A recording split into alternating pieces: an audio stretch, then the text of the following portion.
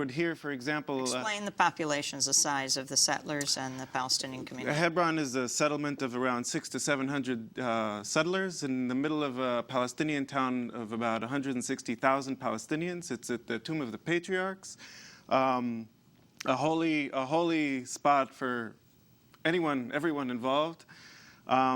It was actually some of my first times in the occupied territories, and I came to the army fairly patriotic and enthusiastic about serving my country. What I ended up doing, it turned out, was protecting Palestinians from the settlers more than vice versa. We'd wake up in the middle of the night hearing banging from down in the settlement, and it turned out that there were settlers that were knocking down walls into Palestinian shops during curfew. And slowly doing this, we'd send a patrol to stop them, and we'd have to leave, and they'd keep working on this hole in the shop until it was wide enough to walk in, lock the doors from the inside, and take all the merchandise out and expand the settlements that way. This was slowly happening all the time in Hebron, especially back in 2004 when curfews would last 40 days and shopkeepers weren't able to go and fix it up. This is something we're seeing today in Jerusalem, in East Jerusalem, all the time. Silwan is slowly being taken over by settlements under the guise of archaeological NGOs, slowly digging underneath other Palestinian homes and evicting family one at a time. It's a gradual process. What about the process of your transformation? Do you remember the moment? Was it a moment, or it was a period of time where you felt maybe what we're doing here is wrong?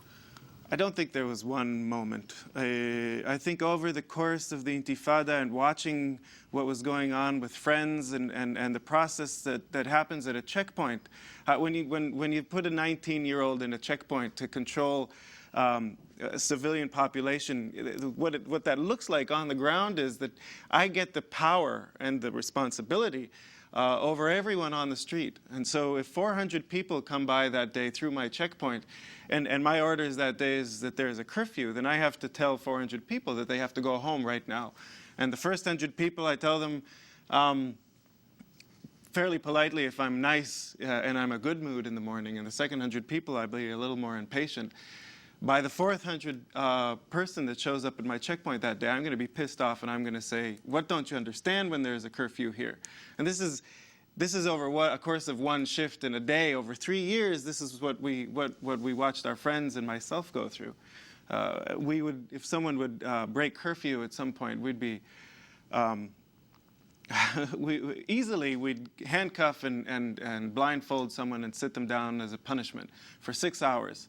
So they learned, you don't break curfew this way, and this became daily reality. Would you say you were in the minority or in the majority of Israeli soldiers who were questioning what you were doing? I'd say right now it might be a minority still, but I think people are slowly waking up. This is what's going on. Michael Kurtz, I want to play an excerpt from one of the video testimonies from the Breaking the Silence website. This is First Sergeant Amir, a reservist from the Armored Corps who served in Israel's Operation Cast Lead, as they called that, the Israeli assault on Gaza earlier this year.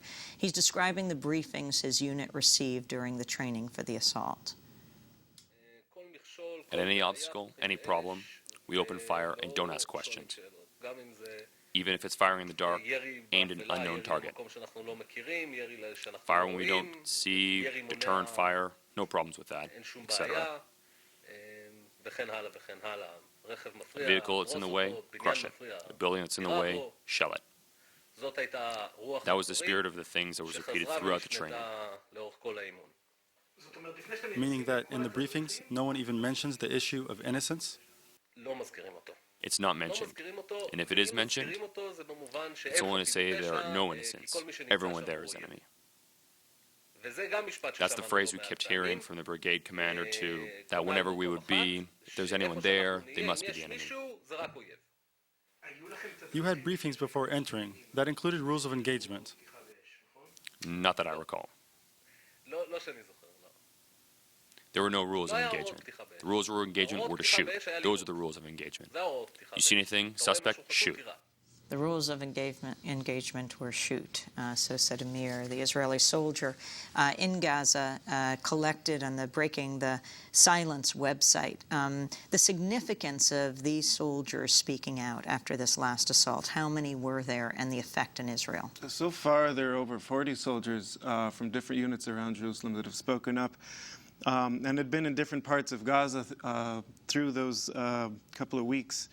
And I think the significance in Israel is the shift that we've seen, a very clear moral standard shift.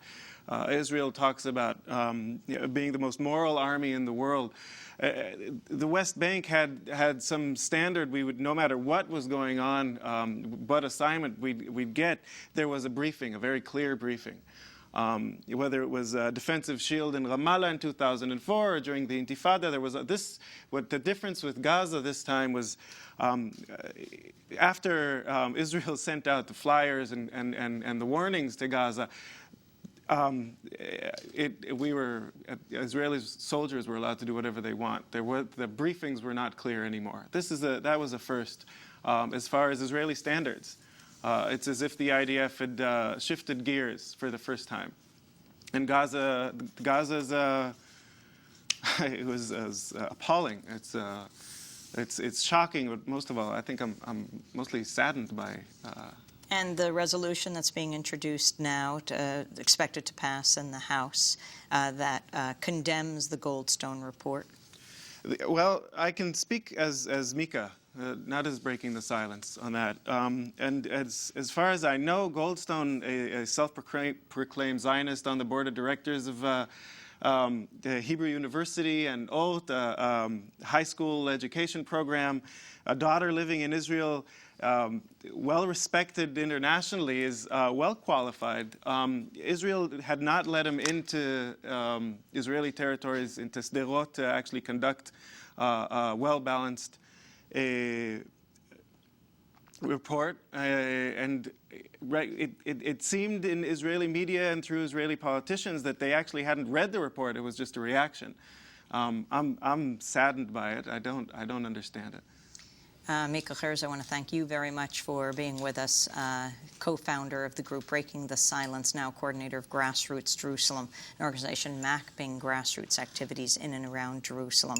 And on that point, the grassroots actions that are taking place in Jerusalem, very quickly. You've got 30 seconds to lay out the groups and the actions. I'd like people to know that there are Israelis and Palestinians and internationals spread out all over Jerusalem and all over the West Bank, finding innovative solutions, sustainable solutions to the problems that the policymakers are. And the groups that are doing this work? There's ICAD, where Jeff is from. There's Rabbis for Human Rights, the Holy Land Trust in Bethlehem, Bustan Karaka and Bet Zachur that take care of this summer.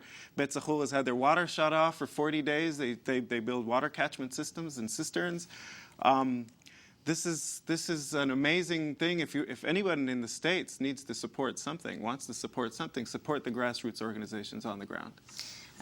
Thanks very much, Mika Kurtz. This is Democracy Now!, democracynow.org, the War and Peace Report. When we come back from break, well, it's Election Day. A year ago, a historic election.